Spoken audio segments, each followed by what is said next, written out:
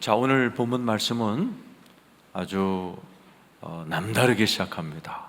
한번 읽어볼까요? 11절입니다. 내 손으로 너희에게 이렇게 큰 글자로 쓴 것을 보라. 사도 바울은 보통 자기의 바울 서신을 다른 사람에게 쓰게 했습니다.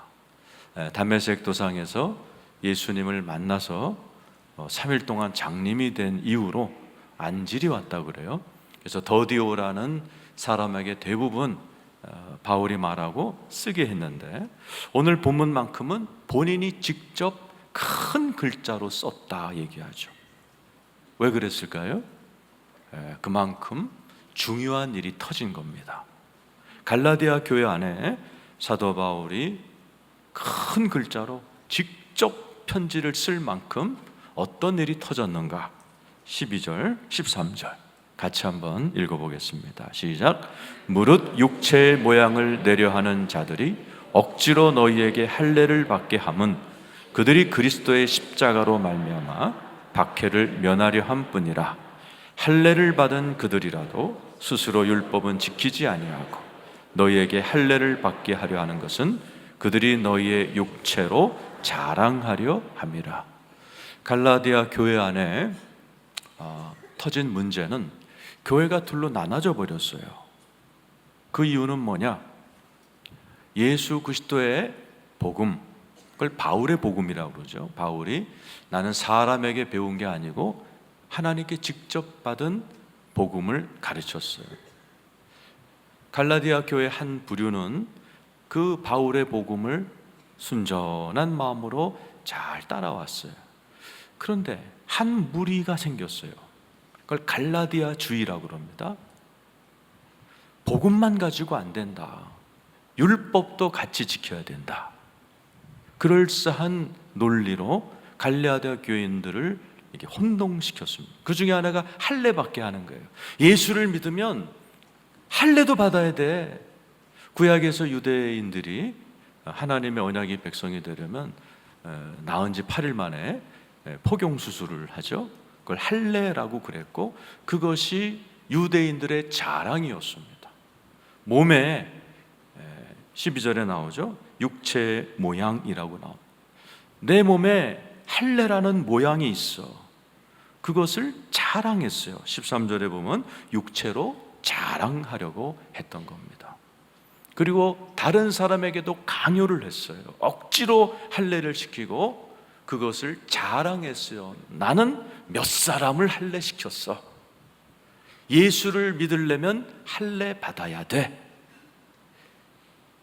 교회가 혼란에 빠져버린 겁니다. 오늘날에도 비슷한 일들이 많이 일어났죠. 우리나라 교회 역사상에도 한때 40일 금식하는 40일 금식 기도가 유행인 적이 있었습니다. 그래서 목사가 되려면 40일 금식을 안 하면 안 되는 듯한 분위기가 있어서 제가 신학교 다닐 때만 해도 금식 기도원을 아주 제집 지나듯이 했던 그런 시절이 있었어요. 그런데 금식 기도가 돌아가시는 분도 많이 생기고, 또 40일 금식 기도 했지만 어떤 불의한 일을 하셔서 이렇게 교회가 쪼개지는 일들이 있어서 그것이 잠시 멈췄더랬습니다.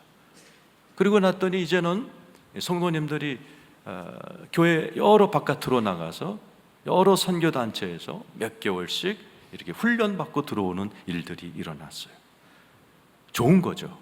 그러나 문제는 그들로 인해서 오늘 본문에 나오는 갈라디아 교회처럼 싸움이 일어났다는 겁니다.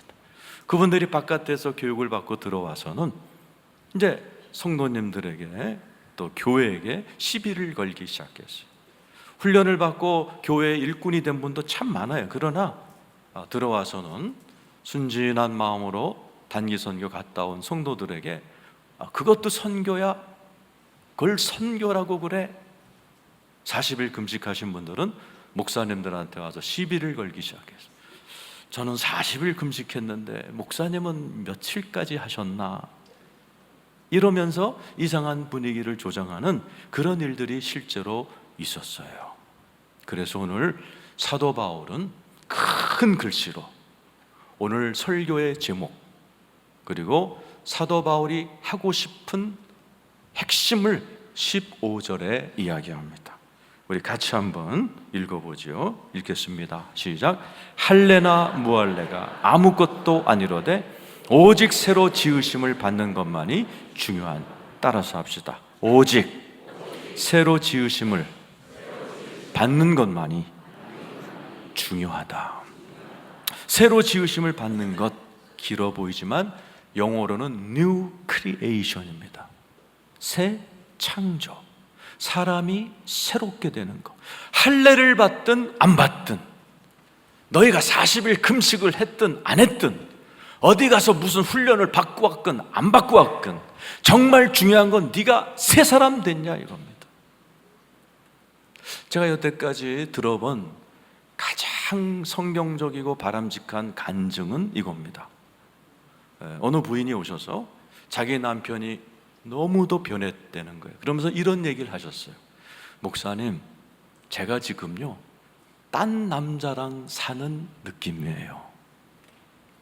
제가 들어본 가장 새 사람이 된 남편의 간증을 하는 그 여자 집사님의 간증이 지금 저에게 가장 이게 강력하게 남아있어요. 오늘 한번 여러분에게 물어보면은 어떠실 것 같으세요? 난 지금 딴 남자랑 사는 것 같아요 라는 분보다, 목사님, 딴 남자랑 살고 싶어요, 아마 이런 분들이 더 많지 않을까 그렇게 생각이 돼요. 사도 바울이 그러는 거예요. 오늘 13절에 써 있잖아요. 그들은 율법은 지키지 않고 말씀대로 지키지는 않고 육체의 모양만 자꾸 내는 거예요. 육체의 자랑만 하는 거예요. 그런 교회 많죠. 제가 청년 시절에 우리 집 앞에 교회가 하나 있었어요. 또 오늘 가는데 교회에 현수막이 붙어 있어요. 우리 교회 아무개 청년 사법고시 합격 경축 이렇게 써 있어요. 그게 무슨 대학, 법과대학 앞에 붙어 있는 게 아니라 교회 앞에 서 있는 거예요. 제가 그걸 보고 굉장히 교회에 대해서 실망한 경험이 있어요. 오늘 사도 바울은 그게 중요한 게 아니다. 과연 네가 새 사람이 되어 네 남편이, 아내가 나 지금 딴 사람이랑 사는 것 같아요, 이렇게 새 사람으로 지어져 가고 있느냐, 그게 중요하다. 그게 기독교의 핵심이다라고 큰 글씨로 써서 갈라디아 교인들에게 가르쳐 준 거예요.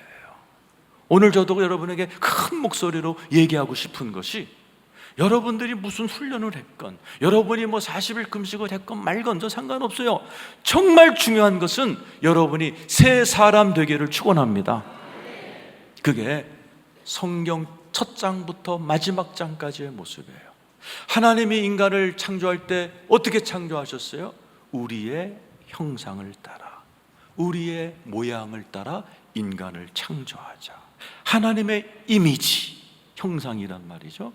하나님의 이미지가 어떤 게 있어요? 거룩하시고 따뜻하시고, 그러면서 위대하시고, 그러면서 신실하시고, 그러면서도 세미하신 사랑의 하나님의 이미지로 만들어진 것이 인간이에요. 그런데 타락했잖아요. 그래서 그냥 다들 혈기가 있고 고집이 있고 그냥 여러분 스스로가 아는 것처럼 어두움이 있는 그런 성격으로 다 무너져 내렸어요. 그러자마자 출애굽기에서 하나님께서 뭐라고 그랬어요? 출애굽기 19장 5절 우리 한번 읽어볼까요? 자, 5절 6절입니다. 시작. 세계가 다 내게 속하였나니 너희가 내 말을 잘 듣고 내 언약을 지키면 너희는 모든 민족 중에 내 소유가 되겠고 너희가 내게 대하여 제사장 나라가 되며 거룩한 백성이 되니 너는 이 말을 이스라엘 자손에게, 나는 너희 하나님이 될 거고 너는 나의 거룩한 백성을 내가 만들어 버릴 거다. 이게요, 출애굽기부터 레위기, 요한계시록 마지막 장까지 반복됩니다. 이게 언약이에요. 나는 말이지 너네들이 하나님 노릇할 거고 너네들은 반드시 거룩한 내 백성으로 만들어 버릴 거다. 이것이 성경의 주제입니다. 요한계시록 21장 3절에 써 있어요. 읽어보죠. 시작.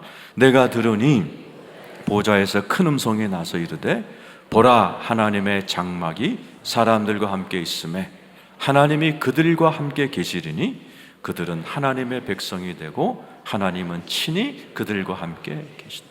하나님이 저와 여러분을 부르신 이유는 여러분을 불러가지고 막 일시키고 막 돈 뜯고 그러려고 부른 게 아니에요. 하나님의 백성, 하나님의 거룩한 백성을 만드셔서 영원히 우리와 함께 사시고 싶어 하시는 것이 하나님의 목적이요 여러분을 부르신 뜻인 줄로 믿으시기를 축원합니다. 그래서 성경에 보면은 정말 예수를 믿고 나서 새롭게 된 사람이 많아요.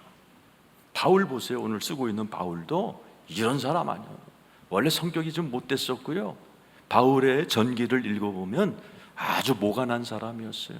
그러니까 이 바울은 옛날에 바리새인 중에 바리새인이었으면서도 이 검사, 오늘날로 하면 판검사할 때 검사 역할을 했던 랍비였어요.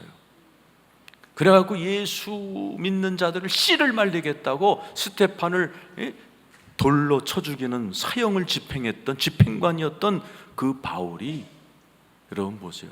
어떻게 변합니까? 오늘 말씀을 쓸 정도로 변하고, 감옥에 들어가서 두들겨 맞았는데도 하나님께 막 찬송을 하는 새로운 종류의 사람이 되는. 그리고 감옥에 들어가 있으면서 사람들에게 편지를 쓰잖아요. 기뻐하라.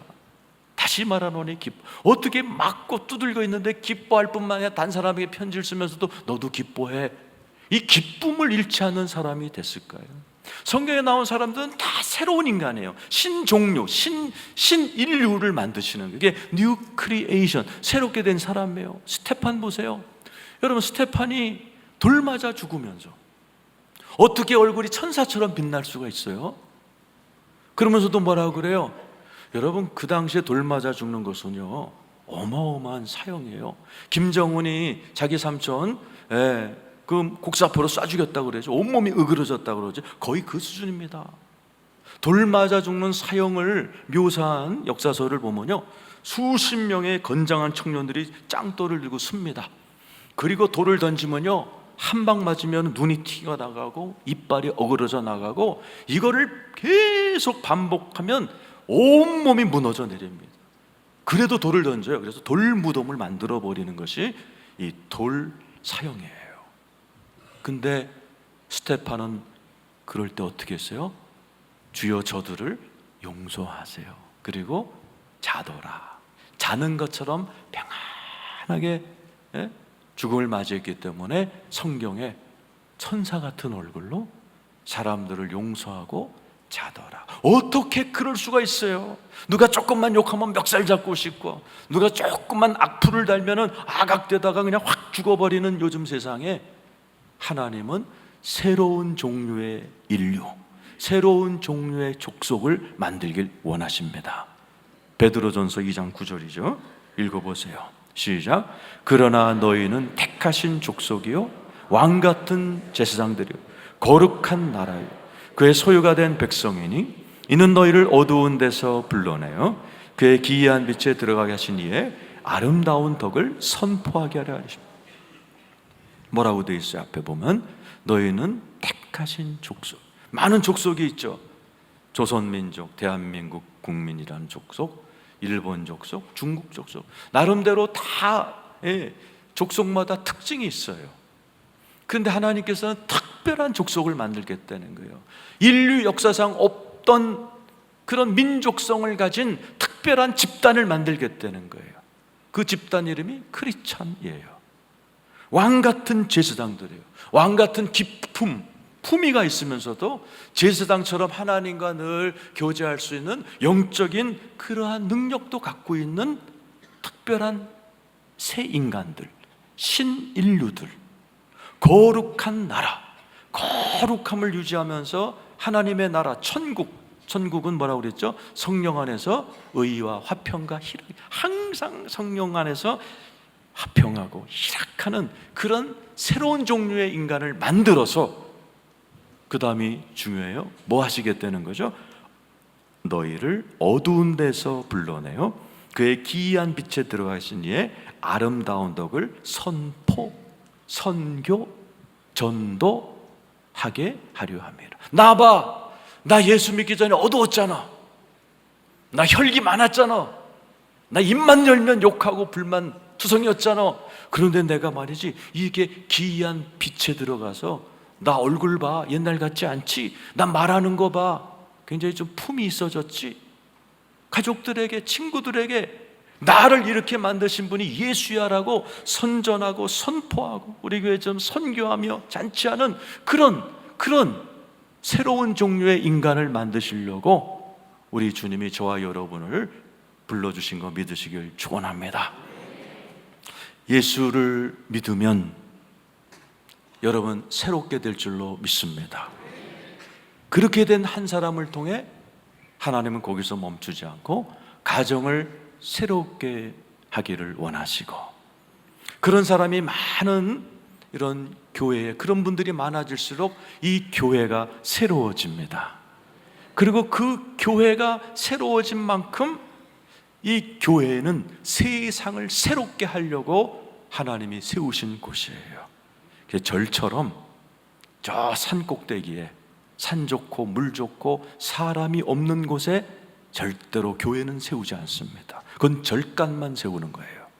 교회는 세상 한복판에 세워놓습니다. 왜요? 이 교회의 사명은 여기 와서 공기 좋은 거 마시고 물 좋은 거 먹고 쉬다가 가는 곳이 아니에요. 이 교회는 세상을 변화시키는 곳입니다. 오늘 이 자리에 계신 여러분 때문에 우리 교회 주변이, 우리가 살고 있는 이 도시와 나라와 열방이 새롭게 되기를 축원합니다. 그래서 하나님께서는 저와 여러분을 새롭게 하기를 원하시는데 어떻게? 여러분 막 새 사람 되려고 노력한 적 많을 거예요. 막 어떤 분은 막 도박 끊으려고 새끼손가락을 자르기도 한 분, 발가락으로 또 이렇게 도박하시고 막 그렇다고 내가 들었어요. 바로 14절에 나옵니다. 읽어보도록 하죠. 시작. 그러나 내게는 우리 주 예수 그리스도의 십자가 외에 결코 자랑할 것이 없으니 그리스도로 말미암아 세상이 나를 대하여 십자가에 못 박히고 내가 또한 세상을 대하여 그러한 예수 그리스도와 그의 십자가를 자랑합니다. 갈라디 주자들은 육체의 모양을 자랑해요. 나 할례했다, 나 40일 금식했어, 나 어느 선교 학교 몇 기 출신이야, 막 자랑을 하는데 사도 바울은 예수 그리스도와 십자가를 자랑해요. 왜요? 그게 자기를 바꿔놓은 거예요. 예수님이 이 땅에 왜 오셨습니까? 그게 신약 성경 제일 첫 번째 절에 나와요. 마태복음 1장 1절 한번 읽어보죠. 시작. 아브라함과 다윗의 자손 예수 그리스도의 계보라. 이게 우리나라 성경을 이렇게 좀 정말 이렇게 좀 잘못 번역한 거예요. 헬라어로 잠깐만 읽어두면 비블리오스, 게네시오스, 예수, 다윗, 아브라함의 순서가 거꾸로예요. 비블리오스란 말은 바이블, 책이란 뜻이죠. 무슨 책? 게네시오스. 뭐가 연상돼요? 제네시스. 자동차가 아니고 창세기, 창조하다란 뜻이에요. 예수. 예수가 이 땅에 오신 이유는, 신약 성경은 뭐에 관한 책이냐? 게네시오스 예수예요. 예수가 창조하신 책이다.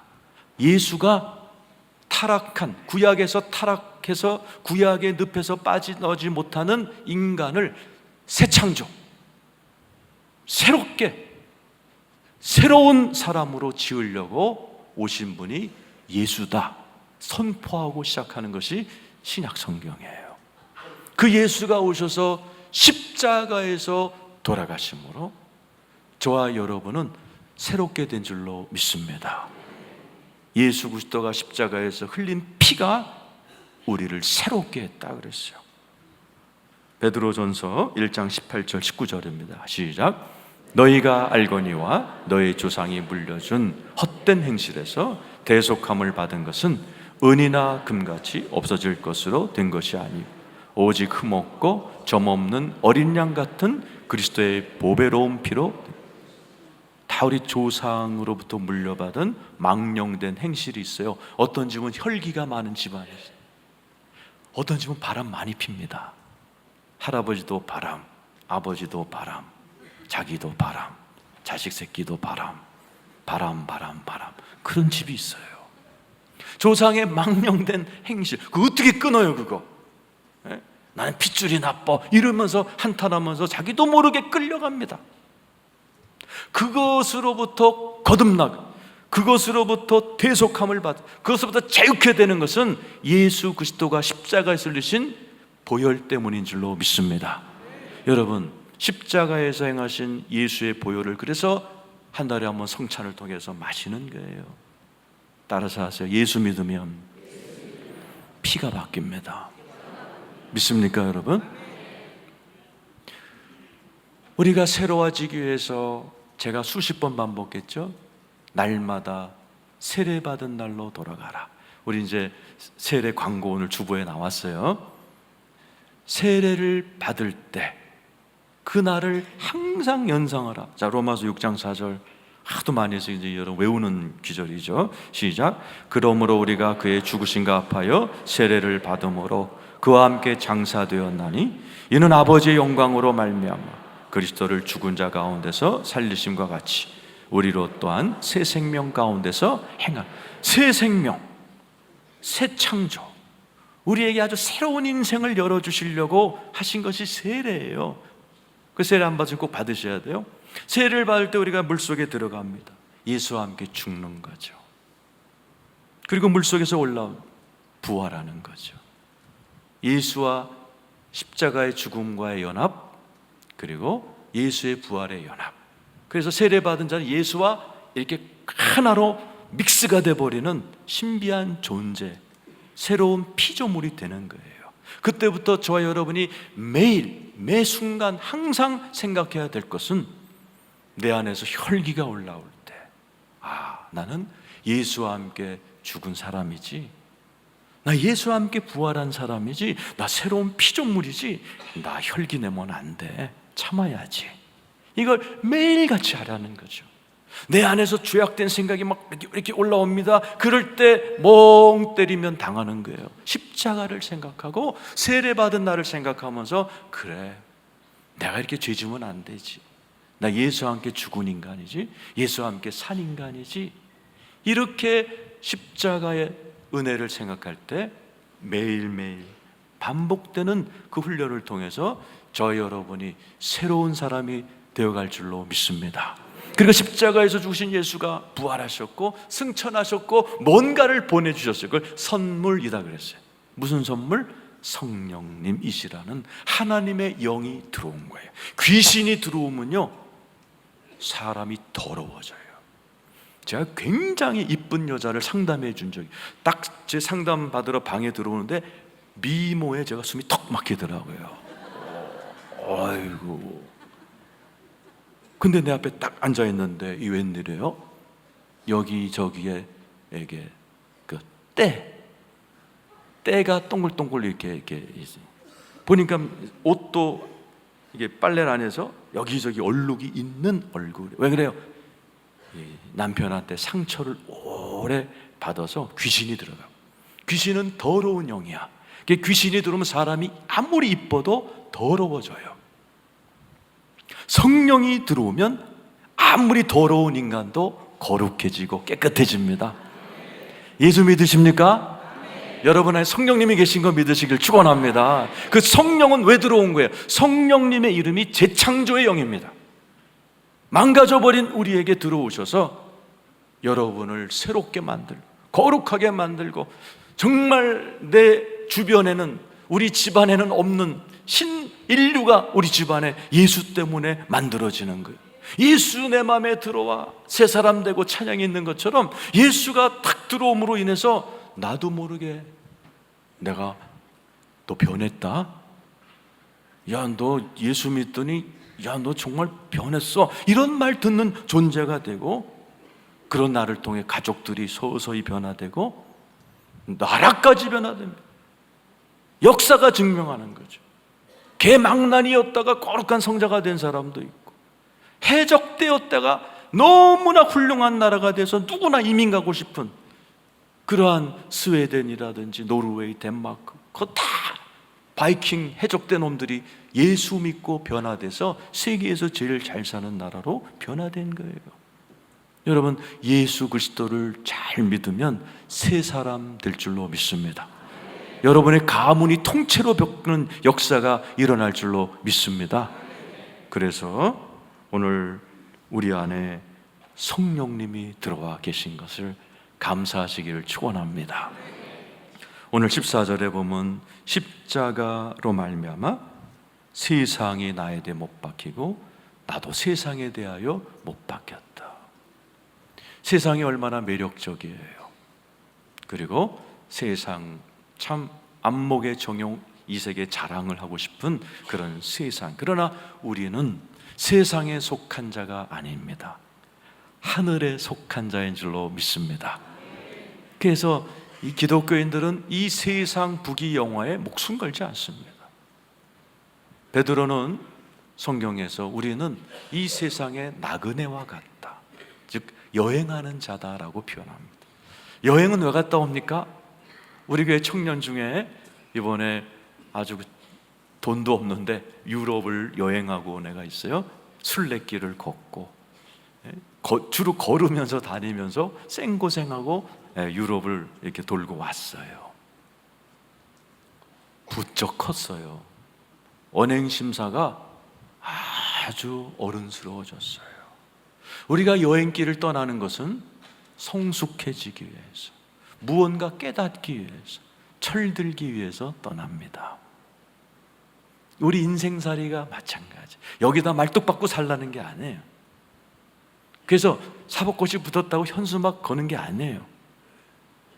이 땅에서 제일 중요한 것은 새로운 피조물로 새롭게 되는 것이 가장 중요합니다.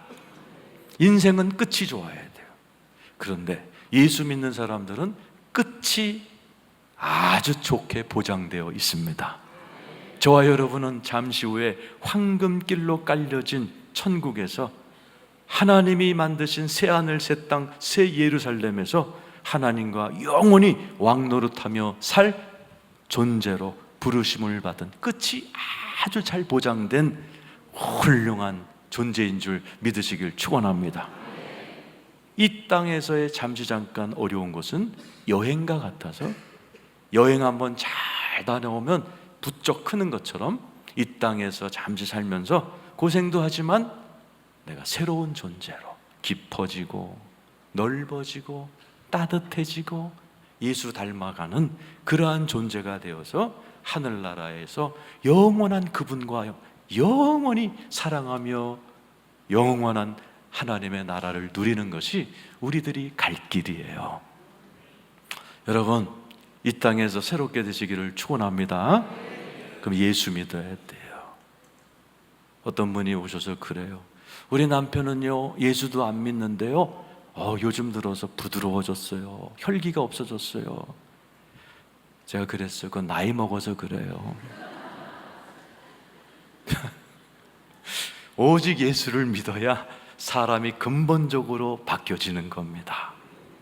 그래서 오늘 사도 바울은 십자가의 복음 말고 할례 받아야 돼, 이거 해야 돼, 저거 해야 돼 하는 인간들을 향하여 이렇게 결론을 맺어요. 복음을 제대로 믿으면 아주 좋은 열매를 맺는다. 16절 우리 읽겠습니다. 시작. 무릇 이 규례를 행하는 자에게와 하나님의 이스라엘에게 평강과 긍휼이 있을지. 이 규례를 행하는, 규례란 말이 캐논, 정경, 성경이란 말이죠. 복음이란 뜻, 이 줄자란 뜻입니다. 정확한 줄자. 짬뽕으로 믿지 말고, 우리가 이제 물건을 만들 때도 이런 거 기계로 다 재잖아요. 그래서 합격 그러면은 파는 것처럼 이 줄자를 규례, 캐논이라고 그래요. 말씀이에요. 교회를 다녀서 이것 믿고 저것 믿고 짬뽕으로 믿는 게 아니라 십자가의 복음을 제대로 믿으면 두 가지의 열매가 맺는 사람이 돼요. 뭐가 돼요? 평강 그리고 긍휼입니다. 예수를 잘 믿으면 평강의 사람이 됩니다. 가진 게 있건 없건, 심지어 감옥에 들어가서도 기뻐하라. 다시 말하노니 기뻐하라. 그렇게 기뻐하며 사는 새로운 종류의 인간이 되어버려요. 지금 여러분 안에 평강이 있으세요? 그리고 긍휼이 있습니다. 따뜻한 사람이 되어가요. 당연하죠. 하나님을 닮아가기 때문에. 긍휼의 하나님을 닮아가서 사람이 따뜻해져 갑니다. 그래서 이렇게 변화된 사람이 어느 단체에 들어가면 그 사람 때문에 싸우던 그 모임이 평강해져요. 새롭게 된 한 처녀가 어느 집안에 시집 가면 이 여인 며느리 때문에 한 집안이 평강해집니다. 그리고 찬바람 나던 가정이 긍휼, 따뜻해지는 놀라운 역사가 일어나요. 우리 교회에 남구청에서 문서가 왔어요. 이 더운 데프리카 더운 여름에 이제 에어컨이 없으신 어르신들을 이제 이렇게 30-40명 이렇게 좀 어느 시설에서 이 폭염 기간을 보낼 수 있도록 좀 제공할 곳이 없느냐, 그래서 절에도 보내고 뭐 학교도 보내고 다 보냈는데 구청 직원이 왔어요. 딱 한 군데만 하겠다 그런 거예요. 누가 하겠다 그랬게요? 우리 교회가 하겠다 그런 거예요. 그래서 그분들이 너무 고마워요. 왜냐면 지난주에 우리 장로님들 회의하면서 얘기할 때 장로님들이 막 손을 들면서 제가 한 달 동안 밤을 새면서 돌보겠습니다. 그러니까 저분도 그렇고 이분도 그렇고, 아이고 우리 교회 장로님들 훌륭하세요. 예? 여러분, 우리 교회 따뜻한 교회 된 줄로 믿습니다. 예수 그리스도의 복음을 잘 믿으면 평강과 긍휼의 사람이 되어가고, 그분 때문에 가정이, 교회가, 사회가 평강과 따뜻한 사회가 될 줄로 믿습니다. 그러면 17절 읽고 마치도록 하겠습니다. 자, 17절입니다. 시작. 이후로는 누구든지 나를 괴롭게 하지 말라. 내가 내 몸에 예수의 흔적을 지니고 있다. 오늘 사도 바울은 나 건들지 마라.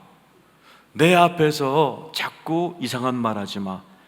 나는 예수의 흔적을 가지고 있다. 이 흔적이란 말이 스티그마란 헬라어예요. 이게 영어로는 마크. 우리 마크 찍잖아요. 뭐 이렇게 뭐 대기업에서 나온 전자제품에 마크가 딱 찍혀 있으면 품질 보증이구나. 저거는 저 회사 제품은 그 올해가 AS도 잘해줘. 그런 마크를 찍는 겁니다. 이 그리스도의 흔적이란 흔적은 원래 군사 용어입니다. 로마 군인들이 옛날에 말 타고 싸웠으니까 말장사들에게 가서 말을 살 때 이빨도 검사하고 발굽도 검사해서 아주 이게 잘 달릴 말들을 사갖고 오면 뭐예요? 거기다가 저기 있는 흔적, 그 마크예요. 그거를 불로 인두로 찢어서 이건 로마의 말 이렇게 찍습니다. 이게 뭐예요? 품질 보증이다. 이건 뛰어난 말이다 하는 그러한 거죠. 바울이 그런 얘기예요. 내 말 들어. 쓸데없는 말 하지 마. 나는 내 몸에 예수의 흔적 마크 찍혔어. 하나님이 나를 품질 보증하는 내가 큰 글씨로 쓰고 있으니 할례받자 뭐하자 이딴 소리 하지 말고 십자가의 복음을 들으면 너희들의 삶이 새롭게 된다. 오늘 이 자리에 계신 여러분, 예수 그리스도를 믿으면 그리스도의 흔적을, 마크를 갖게 됩니다. 그리스도의 향기, 그리스도의 품성, 그리스도의 언행심사가 여러분들을 통해서 흘러나오게 될 줄로 믿습니다. 그래서 여러분을 통해서 가정이 변화되고 이 교회가 변화되고 세상이 변화가 되는 놀라운 일들이 일어나기를 축원합니다. 오직 십자가의 복음을 제대로 믿을 때예요. 그래서 오늘 이 설교를 들으신 여러분들이 다 새롭게 되는 역사가 일어날 줄 믿으시면 아멘 하시기 바랍니다. 우리 찬송가 289장, 오늘 설교를 요약한 찬송가예요.